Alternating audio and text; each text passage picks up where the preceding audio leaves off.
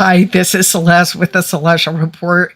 And as I am building towards giving you a comprehensive look at the Gateway Project and what it really means for all of us as humanity, I am going to take a little deviation and I'm going to share with you a concept that I have covered for decades, but just recently a new word came up in that string. So I want to talk about it today. So, what makes the powers that be think that they can use you as a live experiment? So, it goes back to the term cradle to grave, which began to be used in the business context and also the environmental during the 1970s. So the EPA established a comprehensive regulatory program under the Resource Conservation and Recovery Act, with the acronym being RCRA in 1976.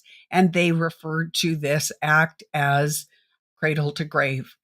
Next, we heard the term cradle to cradle. Supposedly, it began to be used about the 1970s, but I really became aware of it as a lobbyist and working for the government in 2002. And there was a book that was called Cradle to Cradle Remaking the Way That We Make Things by William McDonnell and Michael Brongart. I'm not sure if I'm pronouncing their names right or not. Uh, Next came the Cradle to Gateway. This is a type of a life cycle assessment. The acronym for that is LCA, that evaluates the environmental impact of you and product from extraction of raw minerals. So they both consider you that you are made from dust of the earth, and they want to either harvest those minerals or give you other synthetic minerals. So, and it covers the point of from the point of manufacture to the factory gate. And that is what this experimental and directed evolution is. That's why they call it the biofactories. We started hearing about that with genetically modified foods. And then we heard about in synthetic biology, we heard about it in COVID, how it would, these different treatments would be biofactories and make us immune to the things that plague us. So basically, this is very interesting that this phrase or this approach um, omits the phases like, when you build a car, you build the frame and then you got the engine and the wheels. It omits all of that and also the disposal. It does not talk about disposal or depopulation of their products. So the cradle to gate approach is used to compile the life cycle inventory of a product. So that's why the experimental evolution is taking place. So they kick the tires, they give you some chemicals, some pharmaceuticals, expose you to some gases, maybe deprive you of some nutrition or give you synthetic nutrition. And then they monitor it, of course, with AI, that makes it really easy now. And so what they're doing is allowing businesses, big, huge, multinational corporations, to show where resources can be saved, emissions can be cut, and overall impact can be decreased. It also assesses the carbon footprint of raw materials and manufacturing processes. So, are you worth the food that they're giving you or the medical treatment that they're giving you? It is because, bottom line, they consider you a nothing more than a product. So this is a very streamlined process, and that there is LCA software and expert AI consultation because they have made the whole process so complex that to manage it, they need artificial intelligence to deal with the complexity of the cradle to gateway analysis to ensure that accurate data um, collection. So this is what I was talking about today. If you have any questions, this is your time to ask. And then otherwise, I will be out the door and hitting my errand. I'm running a little bit late. Shalom, every crafty Nana and Dee Dee. Nice to see you. Does anybody have any questions on cradle, cradle to gateway, this process of being turned into a commodity? I'm only going to be on here a few more minutes and then it's hit the road. I'll wait like a minute or two in case somebody's typing away. I hope you're all having a great day, getting ready for spring. It's starting to warm up here, which I'm very thankful for, and I'm really looking forward to getting into my garden. I do have tulips that are blooming in the house, and I'm really excited about this. Dee Dee, so what do we do about this? Well, refuse. I do have an article, so as soon as I get off of here, I'll publish it. I didn't want to publish it before I brought it to you all first. Um, and it does give some solutions of how you can fight back. So just go to celestialreport2.com and under free articles, so it's all free to you, you can go ahead and look at some of those suggestions that I have at the bottom of the article. Let's see, Dee Dee, do you think there's any good coming from AI? Mm, there may be some good benefits, but overall, because of the intelligence and the rate of speed at which it does it, I think that humanity can't keep up. And if we try, I know I'm trying as the stuff keeps flying out, and there's no way I can even share with each one of you all of the things that are rolling out right now. So Bob, I do have an article on that with like 3 suggestions. So go to celestialreport.com. I will be posting it. It's not up right this minute. Give me 5 minutes after we get off, and then I will post it. It's already in there. All I have to do is press publish, and it will do that. Let's see. Beachy, this government has never done. Yeah. I'm not a commodity either, but they view us as a commodity. And so we need to understand that. And that's why they do directed evolution, experimental evolution experiments on us. What about the digital ID? Do we refuse? You can refuse. I am going to refuse, but there will be consequences for that. Like, can we do any part of society? Can we own a home? Can we go into a building? Can we have a driver's license? Probably not. So we have to think about living outside the box, and are we willing to endure those consequences? Myself, I will not do digital ID. It's just not going to happen. I'll tell you an interesting story. So ages ago, I was at the Puyallup Fair, and that's in Washington State. And Bo Greitz, he was a Green Beret, was there, and we actually burnt the UN flag. And I still have a piece. I should get that out one day. Burnt a piece of the UN flag, and I have the burnt flag. And what he said really stuck with me. He said, how many of you have gotten a bracelet to go into, like, a park or, like, at the fair or, a dance even, um, either a stamp or a bracelet, and everybody put up their hands, and they go Bo said, how many of you out there had this done on your right hand?" And almost everybody's hand went up. He said, "The next time that you are exposed to that, I want you to refuse."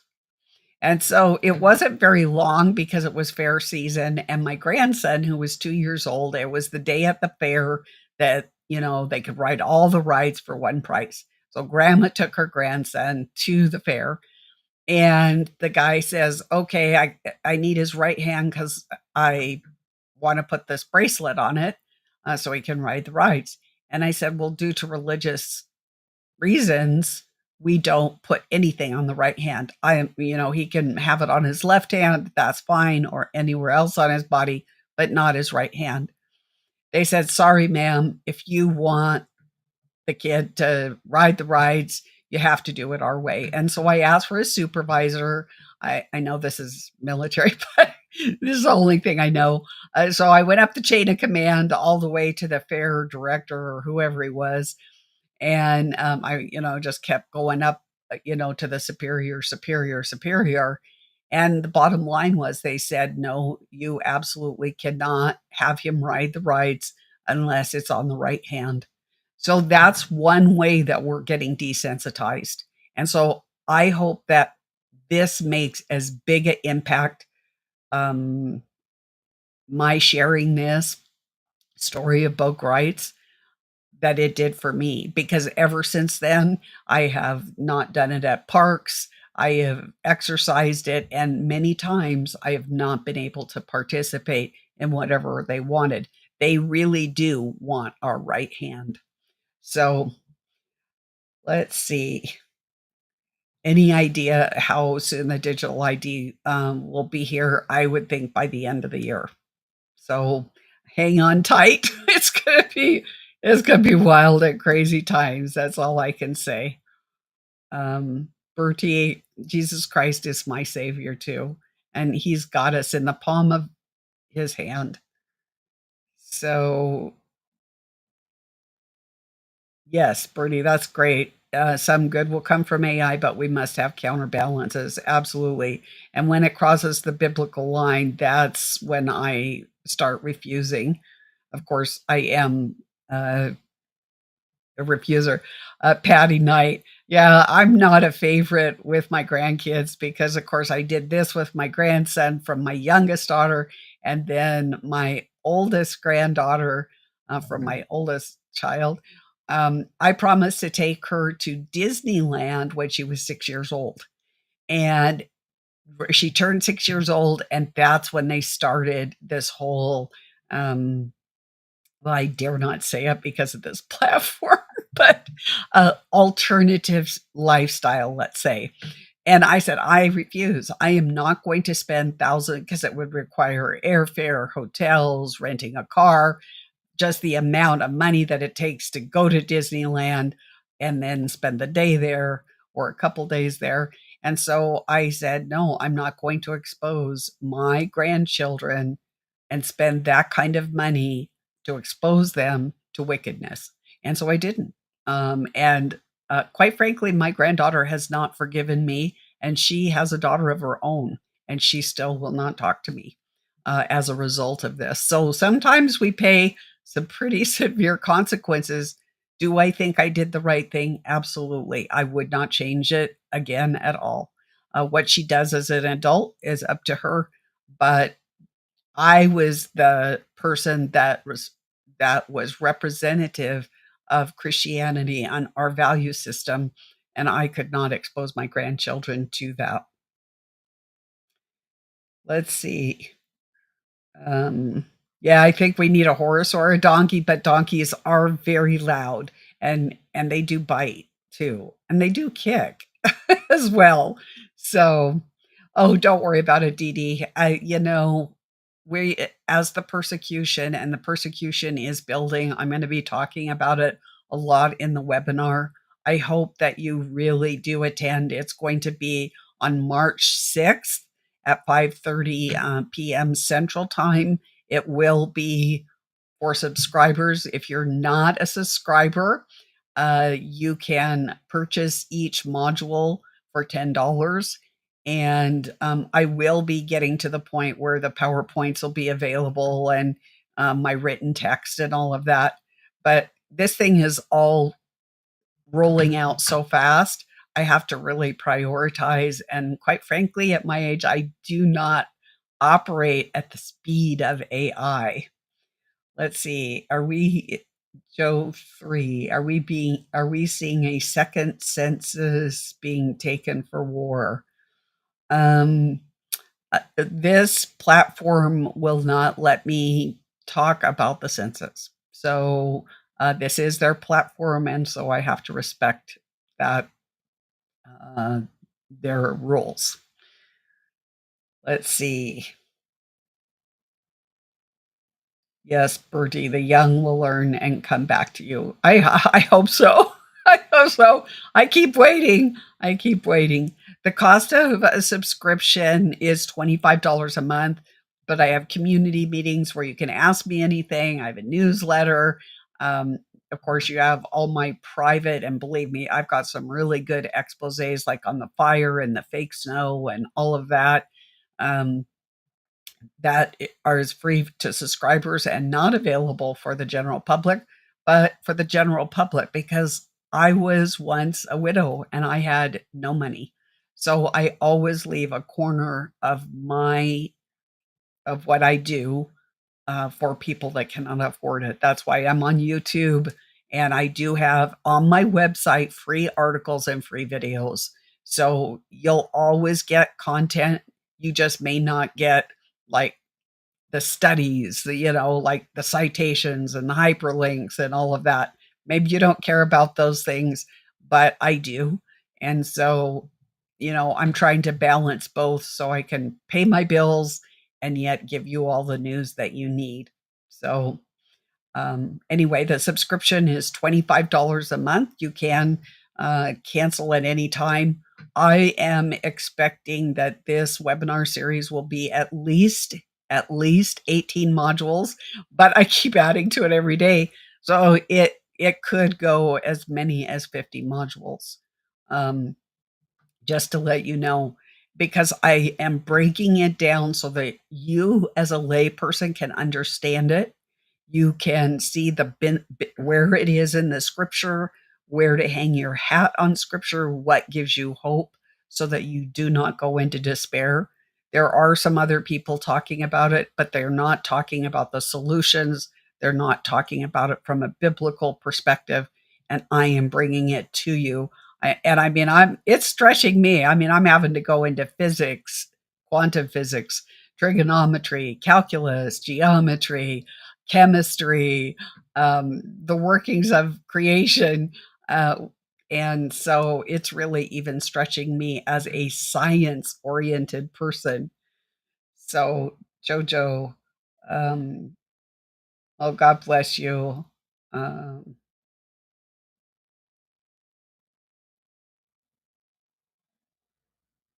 I will keep you in prayer about your stroke. That's those are those are terrible things. I did put my email down below in the description. So if you have a comment or a question on things, you can, whether it's just on a topic that's on your mind or whatever, or an issue with either the platform or any platform, we are here for you. So let's see, Dee Dee, do you think people opting out and living on the land sufficiently will I don't think that's gonna be possible. When I went to the Convention of Biological Diversity, the very first one, I mean, you're talking 1995 when nobody hardly had a computer or laptop computer or desktop computer. These were times when computers had rooms. Um, it said that they were going to deploy these these organisms, synthetic organisms, into the forests because they knew that during the Holocaust, people ran to the forest and they did survive the Holocaust. Not all of them, but many of them did. If you, what's Defiance? There's a movie called Defiance. If you haven't seen it, it's excellent. But the reality is to go out there now. Um, One, they've got lots of imaging equipment with the drones, very low orbiting satellites, planes, whatever, so they can see you that way. It would be and then everything's toxic. And so we could have a conversation about that. These are the types of conversations that we have at my community meeting. And there I can speak freely because I can say anything I want on my platform. So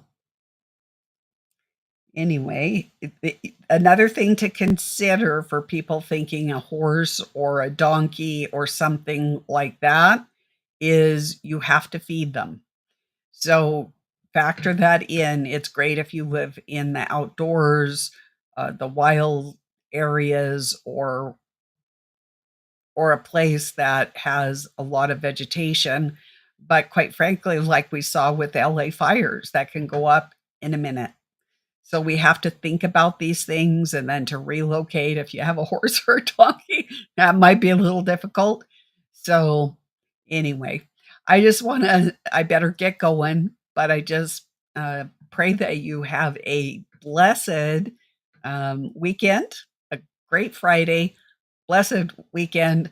I have another little short one, little piece that I'm going to do either this weekend or I'll do it on Monday. I'm just finishing that up, but just kind of to add the little things that I don't want to have to stick into the webinar because that is actually a whole lot of work. So God bless you and have a good weekend, and we'll see you the next time on the Celestial Report.